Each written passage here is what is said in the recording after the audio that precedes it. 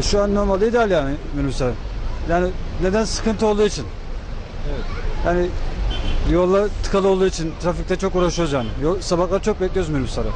İdeal yani şu an. Güzel ideal oldu yani. Ne minibüs? Abi ben karşıyım. Zama karşıyım ben abicim. Evet. Helal.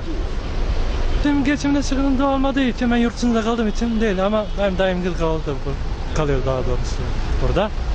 O yüzden tabii ki ben zama karşıyım. Kilere çok bence. Burada az para kazananları için. Ya şimdi Dolmuş'tan indim. Yani geldiğim yer bir 5 kilometre bir yer 2 milyon. Bugün asgari ücrete baktığın zaman 700-800 milyon. Bunu adam iki şeyin gittiğini düşün, vesletle gittiğini düşün. Ayda 70 milyon falan yapıyor. Zor. Ne diyeyim? Zor. Yani geçim şartları çok zor.